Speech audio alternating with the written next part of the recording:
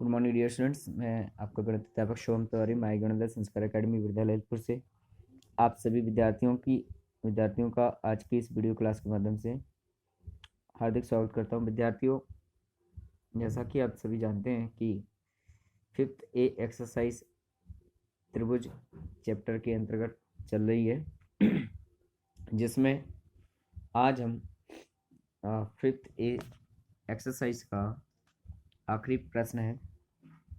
सत्यापन कीजिए, यदि कोई n विषम संख्या है तो n n square minus 1/2 n square plus 1/2 क्या पाइथागोरियन त्रिक हैं या नहीं है।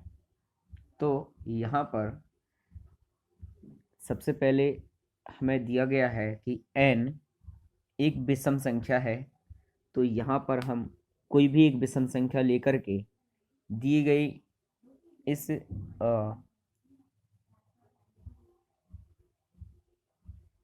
संख्याओं में मान रखते हुए संख्याओं को ज्ञात करेंगे और फिर उन संख्याओं को हम पाइथागोरस प्रमेय में रखेंगे, और अगर वो संख्याएं पाइथागोरस प्रमेय को फॉलो करती हैं तो हम ये कह सकते हैं कि n square minus 1/2 n square plus 1/2 Pythagorean त्रिक होंगे। विद्यार्थियों, आइए हल करते हैं। संख्याएं दी गई हैं, लिख लीजिएगा यहाँ पे। संख्याएं n square minus 1/2 n square plus 1/2, जहाँ पर n एक विषम संख्या है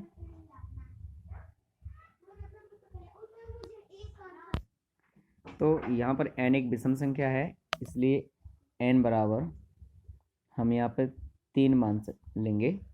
क्योंकि 3 भी एक विषम संख्या है तो संख्याएं क्या बनेंगी,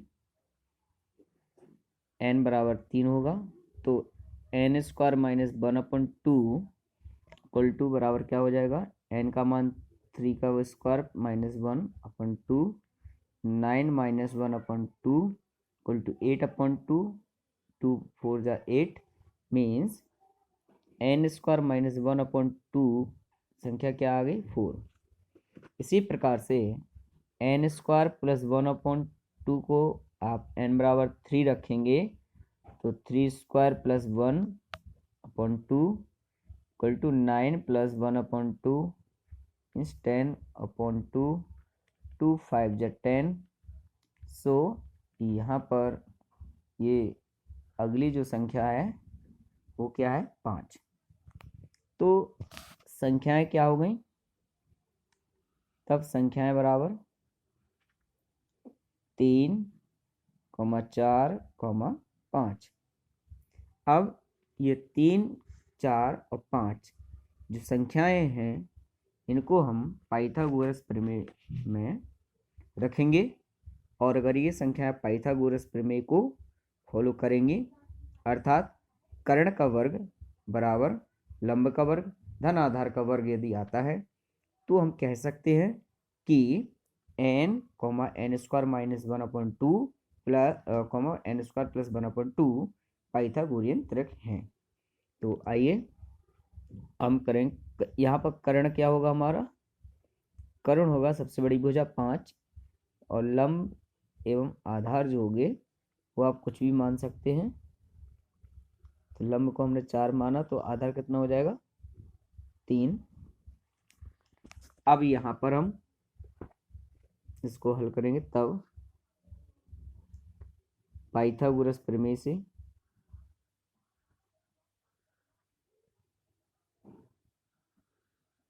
तो पाइथागोरस प्रमेय क्या है, कर्ण का वर्ग बराबर लंब का वर्ग धन आधार का वर्ग। कर्ण कितना माना था, 5, 5 का वर्ग, लंब 4, 4 का वर्ग, आधार 3, 3 का वर्ग। हम जानते हैं 5 का वर्ग क्या होगा 25, 25। 4 का वर्ग क्या होगा 16, 3 का वर्ग कितना होता है 9। 25 बराबर 16 और 9 को जोड़ दीजिएगा तो कितना हो जाएगा 25। तो यहाँ पर कर्ण का वर्ग लंब और आधार के वर्गों के योगफल के बराबर है, इसलिए लिखना चूंकि कर्ण का वर्ग लंब एवं आधार के वर्गों के योगफल के बराबर है, योगफल के बराबर है, इसलिए 3, 4, 5 संख्याएं पाइथागोरियन त्रिक हैं, पाइथागोरियन त्रिक हैं।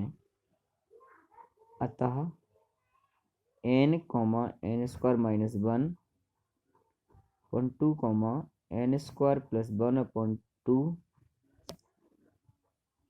पाइथागोरियन त्रिक है। तो ये सत्यापित हुआ। अब विद्यार्थियों यहाँ पर अगला जो हमारा चैप्टर स्टार्ट हो रहा है, एक्सरसाइज स्टार्ट हो रही है 5B, जिसमें हमें क्या करना है त्रिभुजों की रचना करनी है।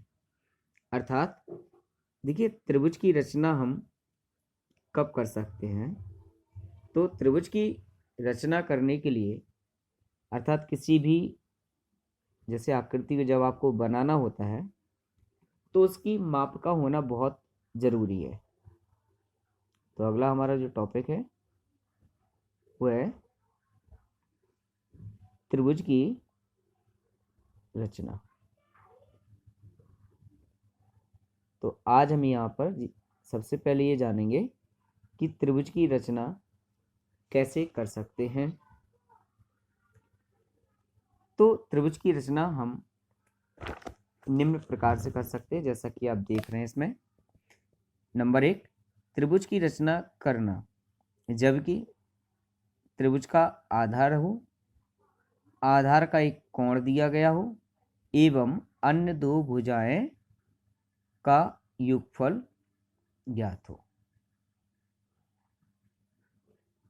फिर से समझ लें, हम दी गई मापों से किसी त्रिभुज का निर्माण कब कर सकते हैं, जब त्रिभुज का आधार हो, आधार पे बना हुआ एक कोण दिया गया हो एवं अन्य दो भुजाओं का योगफल ज्ञात हो, तो हम त्रिभुज बना सकते हैं। जैसे ABC की रचना कीजिए, BC बराबर 5 सेंटीमीटर, कोण B 60 अंश, CA प्लस AB बराबर 7.3 सेंटीमीटर। तो BC 5 सेंटीमीटर है, एक आधार दिया गया है, आधार के साथ कोण B दिया गया है और दो भुजाओं का योगफल भी हमें ज्ञात है। तो हम इससे एक त्रिभुज की रचना कर सकते हैं। आइए देखते हैं कैसे। यहाँ पर देखिए, यहाँ पर आप देख रहे होंगे कि BX एक आधार यहाँ पर खींचा है इन्होंने। अब BC कितना था हमारे पास 5 सेंटीमीटर और कोण B कितना था 60 अंश। तो सबसे पहले BX आधार पे BX एक किरण खींची, इस पे इन्होंने 60 अंश का कोण बनाया। तो ये 60 अंश का यहाँ पे जब कोण अंतरित हुआ, इसके बाद फिर BX किरण पर इन्होंने 5 सेंटीमीटर का एक यहाँ से चाप मापा जो कि लगाया, तो यहाँ C पर काटा तो BC यहाँ पे। अब यहाँ से AB प्लस CA ये दोनों का आपका कितना दिया गया 7.3। फिर इसका B से BD यानी B एक किरण है, तो B से BD एक 7.3 अंश का रेखाखंड का DC को यहाँ पर C से चाप लगाया तो DC को मिलाया। इसके बाद DC का लंब समद्विभाजक किया इन्होंने, लंब समद्विभाजक किया जो कि बिंदु A पर यहाँ पर प्रतिच्छेदित करता है। फिर यहाँ पर ए को सी से मिलाया तो ए सी प्राप्त हुआ। अब यहाँ पे त्रिभुज ए बी सी बन चुका है यहाँ पे।